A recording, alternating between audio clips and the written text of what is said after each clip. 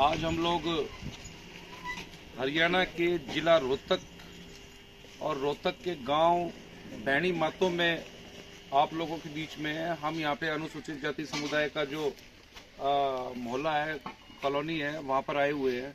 और यहाँ पर आने का मकसद हमारा केवल यही है कि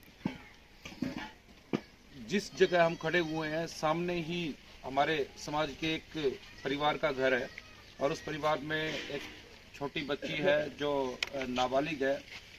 और इस परिवार द्वारा जो नज़दीकी थाना है उसमें 8 दिसंबर को एक एफआईआर दर्ज कराई गई थी और उस एफआईआर में जो गांव का एक जातिवादी गुंडा है उसके ऊपर ये आरोप लगाया गया था कि घर में रात के 10 बजे घर में घुसकर हमारे समाज की एक नाबालिग बच्ची के साथ छेड़खानी करने का प्रयास किया गया।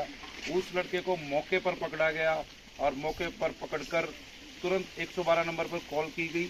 मौके पर पुलिस आई और पुलिस ने मौके पर आकर उस लड़के को उसको थाने ले जाया गया और उसके खिलाफ मुकदमा दर्ज करके उसको जेल भेज दिया गया। जिन धाराओं में मुकदमा दर्ज हुआ वो जो धाराएं थी वो protection of children from sexual offence act में केस दर्ज हुआ है, SC/ST एक्ट की धाराओं में केस दर्ज हुआ है, IPC की धारा 354 और IPC की धारा 506, 452 और इन धाराओं में केस दर्ज हुआ है। तो इस मामले में हमारे समाज के लोगों ने, मेरा एक प्रश्न है वैसे ही कि अगर हमारे घर में कोई जातिवादी गुंडा हमारे प्रॉपर्टी को, हमारे खुद लोगों को नुकसान पहुंचाने की नीयत से या हमारे घर की इज्जत को खंडित करने की या खराब करने की नीयत से घर में घुसता है, तो कानून हमें अधिकार देता है कि इतनी रात्रि को कोई व्यक्ति घुसता है तो कानून IPC की धारा जो 95 से लेके 106 तक हमको सेल्फ डिफेंस का अधिकार देती है और उसमें मारपीट और जान से मारना तक शामिल है। लेकिन इसके बावजूद जो पीड़ित परिवार है उन लोगों ने संयम बरता और उन्होंने कानून हाथ में ना लेकर उन्होंने पुलिस को कॉल किया और उसको जेल भिजवाने का काम किया। अब देखा जाए तो हम लोगों ने कोई कानून हाथ में नहीं लिया, कोई गलत काम नहीं किया। हाँ, एक गलत काम करने वाले, एक अपराध करने वाले को पुलिस के हवाले करने का काम किया। और हम लोग हरियाणा में हैं और हरियाणा में आप लोगों ने अक्सर खापों का और पंचायतों का जिक्र सुना हुआ और ये खाप और पंचायत जो हैं ये क्लेम करती हैं कि हम लोग महम से बहुजन समाज पार्टी के प्रदेश स्तर के नेता भी हैं, इलेक्शन भी लड़ चुके हैं। बहुजन समाज पार्टी के महम पर इनकी अच्छी पकड़ है। तो अनिल कुमार मिंटू जी हैं, बहुत लोकप्रिय है यहाँ पर। अनिल जी, आप इस मामले में क्या कहना चाहेंगे?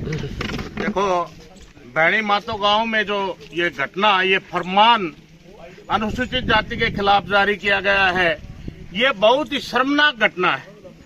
इन लोगों को शर्म आनी चाहिए कि हमारे ही घर में घुसते हैं और अगर हम रिपोर्ट दर्ज करवाते हैं तो सारे के सारे समाज का बहिष्कार करते हैं, सामाजिक बहिष्कार करते हैं। कितनी बुरी घटना है कि छोटे छोटे बच्चों को पेन और पेंसिल भी नहीं मिलती, दूध भी नहीं मिलता, फल फ्रूट भी नहीं मिलता, सब्जियां भी नहीं मिलती। उन दबंगों की गलियों से अगर जाते हैं तो झुंड के झुंड बैठे हुए हैं, जान से मारने का खतरा भी है। इन लोगों को शर्म आनी चाहिए। कहाँ का ये भाईचारा निभाया जा रहा है? इस तरह की घटनाओं को ये समाज किसी भी रूप में बर्दाश्त नहीं करेगा। हम बढ़ चढ़कर इसका न्याय दिलवाने का काम करेंगे। और मैं गांव वासियों से कहना चाहता हूं, डर के कब तक रहोगे? अगर ऐसे ही आपके ऊपर अत्याचार होते रहे तो आप, एक दिन वो भी आएगा। अब तो आपने पुलिस में कंप्लेंट करवा दी, आपको कंप्लेंट करवाने के लिए भी निकलने नहीं देंगे घर से बाहर। अगर आप लोग मजबूत नहीं हुए तो आप लोगों के साथ वो दुर्दशा हो जाएगी जो आप सोच भी नहीं सकते। मेरा तो पूरे गांव के महिलाओं से भी और नौजवान साथियों से खासकर अनुरोध है, ये जिंदगी ऐसे नहीं है कि हमारी बहनों की इज्जत लुटती रहे और तुम तमाशा बनकर देखते रहो। क्यों? किस चीज का डर है तुम्हें? मत जाओ, अगर नहीं जाते तो किसी के खेतों में बेच दो अपने पशुओं को, लेकिन स्वाभिमान से बड़ा कुछ नहीं है। स्वाभिमान की जिंदगी जियो। अपने बच्चों की, अगर हमारी बहनों की जिंदगी ऐसे ही लुटती रही, इज्जत खराब होती रही घरों के अंदर घुस के, तो क्या चुना है? इससे बढ़िया तो मुर्दा लोग हैं। आप लोग, मेरी पुनः अपील है, रजत कलसन जैसे मजबूत साथी हमारे समाज के लिए लड़ाई लड़ रहे हैं। भाटला के कांड में और छात्र के कांड में, अन्य हरियाणा के बहुत से कांडों में इन्होंने कानून में मजबूती से अपनी समाज की पैरवी करके इन जातिवादी गुंडों को जेल के अंदर बंद करवाने का काम किया है। आप अपना हौसला बनाए रखो, किसी भी सूरत में इन लोगों को हम जेल से बाहर नहीं आने देंगे।